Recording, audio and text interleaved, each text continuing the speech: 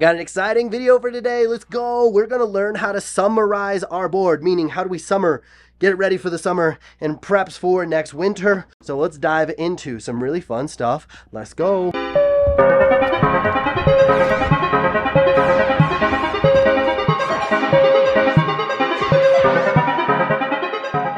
I'll have to say one of my favorite things absolutely about Colorado is the drive is insane. I just freaking love Colorado. I was born and raised here, and I spent 3 years in Oregon, did not love it.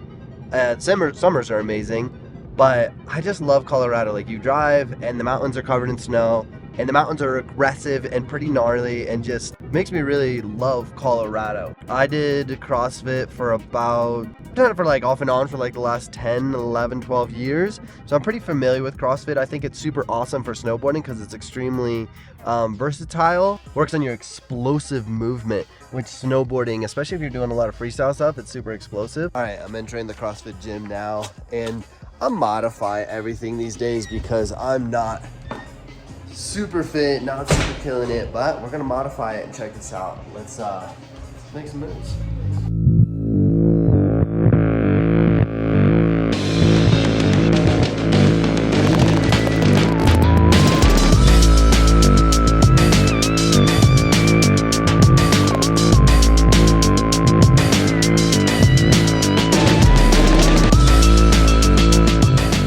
That was pretty fun because I was able to work on the explosive power and the squat mechanics and being balanced, which is super awesome for snowboarding. I'm a big fan of working out, feeling confident, feeling strong, and knowing that my body can handle whatever I throw at it, especially in jumps, park features, that kind of stuff. So yeah, it's been really awesome. And then for me, with the hip stuff going on, I'm just modifying the shenanigans out of it. I'm making it way lighter. I might cut the reps. I'm just doing whatever I feel fit for my body.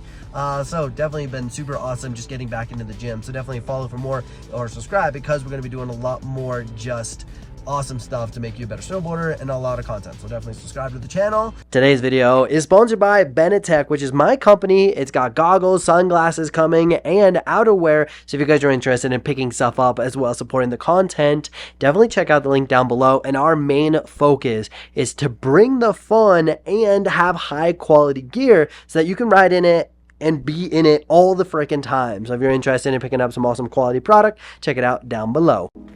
So one of my favorite meals after the gym is like smoked salmon, get the protein in, and then these like crackers, cheese, like these things are delicious. And yes, I changed my hoodie because I'm not trying to get this one dirty. Got the black one's sick. So with that said, we're gonna eat some food. We're gonna make some stickers real quick, and I'm just gonna time lapse all this. And then we're gonna hop into the room and I'm gonna show you exactly how to make your snowboard ready for the summer of not snowboarding, sadly. Let's go.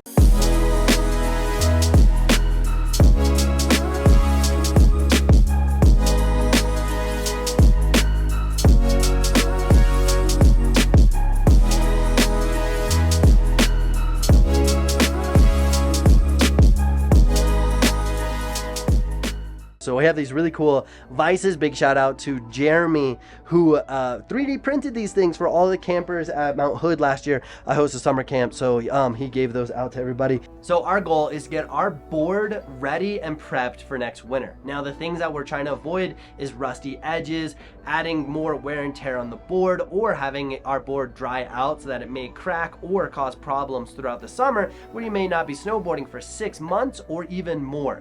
So things you're gonna need for this prep, so to speak, is going to be a screwdriver, wax, iron, and then my edges are super rusty, so I'm also going to need a gummy stone. So we're going to go through all of that. So first thing I'm going to do is I am going to loosen up my bindings. So what I'm going to do is I'm going to pull these bad boys off. As you can see, my board is broken a little bit, but it's very rideable. I can notice that on my heel side edge on the tail, there's a little bit of compromised feeling, but it's not enough to justify for me buying another board. This is a big unknown fact. Grab water, a cup of little water. Look at that, how convenient. I got this nice gummy stone. I have no idea where I got it from, but this will work fine. Really, at the end of the day, sometimes you got to work with the tools that you have, and this is all I have, so we're gonna definitely work with this. So the very first thing that you want to do is grab your gummy stone, and you can dip it in here. That might not get enough water on it, but you definitely want to get some water on the edge so that there's enough just to move and groove. Then you're gonna apply slight pressure onto the edge, and then just move back and forth, and you can see the rust coming off. It's like almost like this is like a magic eraser. It's pretty incredible. Also, this is a good time to evaluate your gear. Is your bindings broken? Is anything have any issues where you need to get any replacement parts? I do have a couple cracked edges.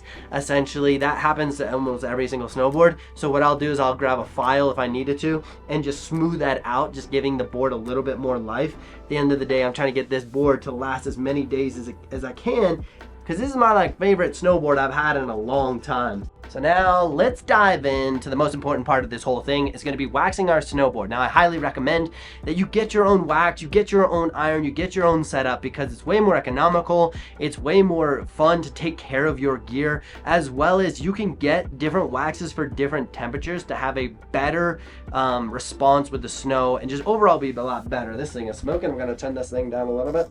Now this video is not sponsored by Pearl Wax, but I do have a discount code with them if you're interested in getting some biodegradable, awesome wax, your recreational wax. It's definitely going to be sick for the weekend, and you can get them in bulk, and it's pretty awesome. It will literally last you a season, if not more. So that's the wax that we're going to be using today. The very first thing that you're going to want to do when it comes to waxing is make sure you set your temperature of your iron to be the right temperature. On the box that you purchase your wax with, you're going to see like a melting temperature, so definitely follow that. And you can definitely drip your wax on, but I'm not a big fan of it because it splashes, it gets everywhere. I'm in my studio, it's nice, plus you can end up wasting a lot of wax and it's inconsistent. So I'm going to make sure that I get a nice layer across the board so that I just know that every single part of the board is going to be covered. And I definitely want to make sure that I'm covering the edges with wax so that they don't get rusty like I just spent 4 years trying to fix my edges. So definitely make sure you do that. So along with the edges, I'm making sure that I get the entire board, including the tip and tail of this snowboard. And you're gonna notice that I'm definitely like dripping a little bit, and it's not intentional, and I'm definitely not having my wax iron super high. I'm having it close, and then I'm trying to crayon, but you're gonna notice that as I crayon, I'm gonna get a little wax, and that's okay because I'm just managing that. And then I like to smooth that wax out as well. And you definitely want to make sure that you're pretty generous with the wax and that you're getting it everywhere. And that's why I like the crayon method, because I know that I'm going to get the edges and I'm going to get as much as I can. And then we just do some nice grooming of the wax. So we're going to start at the tip of the tail. I like to do pretty much straight lines as we wax. And I'm just making sure that I can get everything all nice and waxed up, make sure that it's super even. So before I let this thing cool down and before I'm completely done with this, I want to make sure that I check my work and put your board up and point it at a light source, and then you're going to be able to see any imperfections, any spots that you may have missed, and then you may need to go through and add some more wax to those spots. Again, it's okay to be generous with it. And then when I'm done waxing this thing and letting it cool, I do not scrape. You want the wax to be a nice protective layer against the elements, against water, and keep the board nice and protected throughout the summer. And then of course towards the beginning of next winter, definitely scrape it and put appropriate temperature wax on. I am going to Mount Hood shortly, so I'm going to keep it as is. Once my board is completely cooled down, I will put my bindings back on, but I'm not screwing them down 100%. I'm just making sure that my bindings are with my board and I'm not losing screws or anything. Also a good opportunity to check your straps, see if anything's broken, things need to be replaced, so that next year when the very first day you go snowboard and you want to go shred hard, that everything is all sorted and ready to go. Well, I made a mistake and absolutely dripped a bunch of wax here. So big shout out to Matthew, who is my filmer at summer camp. He showed me this really awesome trick to help these situations. First, clean off your iron. Make sure there's no actual wax on your iron. I've already done that. Next, grab some paper towel or a cloth that you don't mind wrecking. And then what we're gonna do is we're gonna put this over it, and then we're gonna heat this back up, and all of the wax is gonna be absorbed into this. I gotta turn this thing back on. Oh, you can start to see the wax. Can you see that? The wax is starting to come through. Let's go! Like, oh, I'm gonna show you in a second. This is sick.